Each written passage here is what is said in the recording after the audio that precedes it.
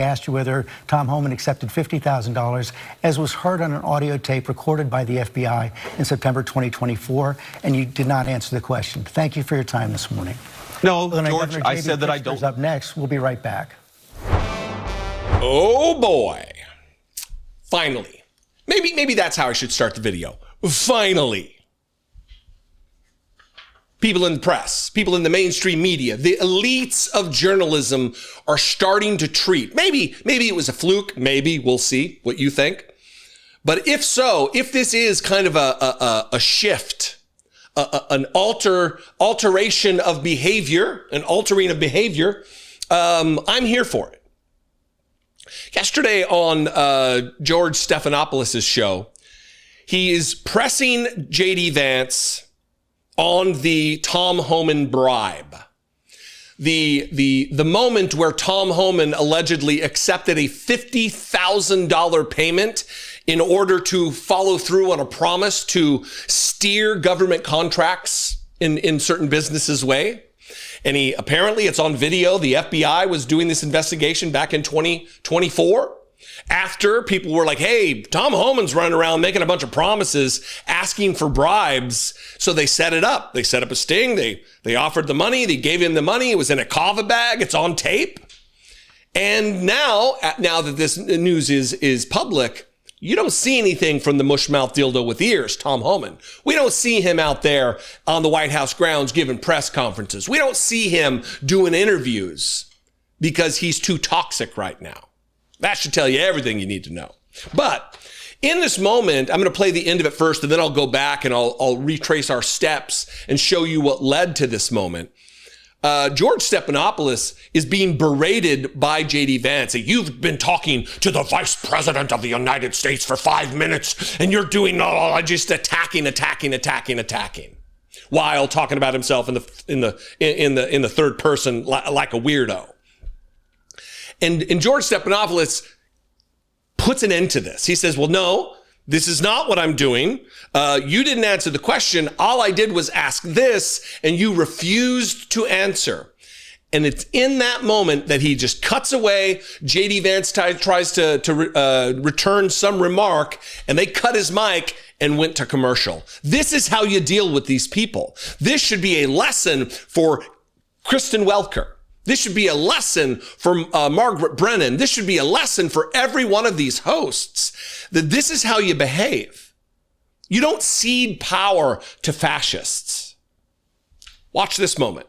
George, I saw media reports that Tom Homan accepted a bribe. There's no evidence of that. And here's, George, why fewer and fewer people watch your program and why you're losing credibility. Because you're talking for now 5 minutes with the Vice President of the United States about this story regarding Tom Homan, a story that I've read about, but I don't even know the video that you're talking about. Meanwhile, low-income women can't get food because the Democrats and Chuck Schumer have shut down the government. Right now, we're trying to figure out how to pay our troops because Chuck Schumer has shut down the government. You are focused on a bogus story. You're insinuating criminal wrongdoing against a guy who has done nothing wrong instead of focusing on the fact that our country is struggling because our government's shut down. Let's talk about the real issues, George. I think the American people would benefit much more from that than from you going down some weird left-wing rabbit hole where the facts clearly show that Tom Homan didn't engage in any criminal wrongdoing. It's not a weird left-wing rabbit hole. I didn't insinuate anything. I asked you whether Tom Homan accepted $50,000, as was heard on an audio tape recorded by the FBI in September 2024, and you did not answer the question. Thank you for your time this morning. No, George, I said that I don't. Up next, we'll be right back. Thank you for your time. Moving on. Listen, if you're gonna have these people on, this is how you deal with them. You don't accept the abuse. You don't take the abuse. You let them not answer the question, and then you end the interview reminding the audience what the question was and pointing out that an answer was not given.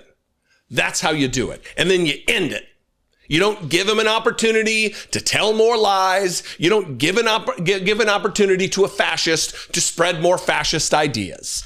That is how you deal with these people. Now, you might be asking, well, this isn't in the full context. How do I know exactly what took place? Well, I'm going to give that to you. I'm just going to do it in reverse order because a lot of people don't want to stick around to the end of a video. So this is what led to that moment. Multiple times asking a question, trying to get to the bottom of what JD Vance knows about what the FBI knows, what tape exists of Tom Homan accepting a $50,000 bribe under the agreement that he will provide government contracts to somebody if they pay him. The White House border czar Tom Homan was recorded on an FBI surveillance tape in September 2024, accepting $50,000 in cash. Did he keep that money or give it back? George, you've covered the story ad nauseum. Tom Homan did not take a bribe. It's a ridiculous smear. And the reason you guys are going after Tom Homan so aggressively is because he's doing the job of enforcing the law. I think it's really preposterous. I know Tom. I think that he's a good man. He gets death threats. He gets attacked. He gets constantly threatened by people because he has the audacity to want to enforce the country's immigration laws. I think that it would be a much more interesting story about why is it that Tom Homan, who is simply enforcing Americans' immigration laws, is getting constantly harassed and threatened to the point of death threats. That's a much more interesting question that I think journalists should focus on. We can agree to disagree on that question. Well, wait, you said he didn't take a bribe, but I'm not sure you answered the question. Are you saying that he did not accept the $50,000? George, this story has been covered ad nauseum. He did not take a bribe. Did he accept $50,000? I'm sure that in the course of Tom Homan's life, he has been paid more than $50,000 for services. The question is, did he do something illegal? And there's absolutely no evidence that Tom Homan has ever taken a bribe or done anything illegal, which is why he's working in the administration. I'm asking you, did he accept the $50,000 that was caught on the surveillance tape? Did he accept that $50,000 or not? George, I don't know what you're talking about. Did he accept $50,000 for what? He was recorded on an audio tape in September 2024, an FBI surveillance tape, accepting $50,000 in cash. Did he keep that money?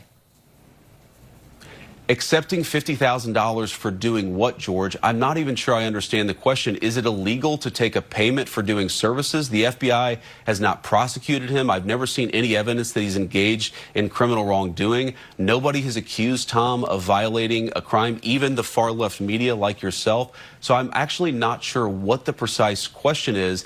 Did he accept $50,000? Honestly, George, I don't know the answer to that question. What I do know is that he didn't violate a crime.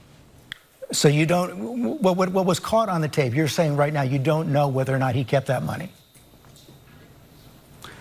I don't know what tape you're referring to, George. I saw media reports that Tom Homan accepted a bribe. There's no evidence of that. And here's, George, why fewer and fewer people watch your program and why you're losing credibility. Because you're talking for now 5 minutes with the Vice President of the United States about this story regarding Tom Homan, a story that I've read about, but I don't even know the video that you're talking about. Meanwhile, low-income women can't get food because the Democrats and Chuck Schumer have shut down the government. Asking simple questions and not getting answers. You didn't answer the question. That wasn't the question. I didn't ask that. All they're doing, this is cover up, cover up, cover up. And one of the reasons you know it's a cover up is the fact that Tom Homan is giving different answers than JD Vance, who's giving different answers than Caroline Leavitt, who's giving different answers than Kristi Noem, who's giving different answers than Pam Bondi. They're not on the same page because the facts are different in their minds. They don't have the reality. They haven't been given talking points. They're just trying to throw as much shit against the wall to see what sticks. So kudos to George Stephanopoulos. You're doing your job well, sir. Especially, and let me say this, I don't like throwing the word bravery around, and it's not brave of him, but it's certainly responsible. It's certainly adult. It's certainly professional to put yourself in some kind of harm's way relative to your employer, who, remember, settled a case against Donald Trump brought against them for millions and millions of dollars, $16 million that did not need to be settled out of court. And here we have George Stephanopoulos stepping up and doing the right thing on behalf of the American people, not on behalf of himself. This will only serve to diminish his ability to do his job. because of the criticism from Donald Trump and the knee-bending organization that he works for. ABC. Anyway, what do you think? I would appreciate your feedback here. Let's talk about this in the comments below the video, wherever you're watching it, whether that be Facebook or YouTube.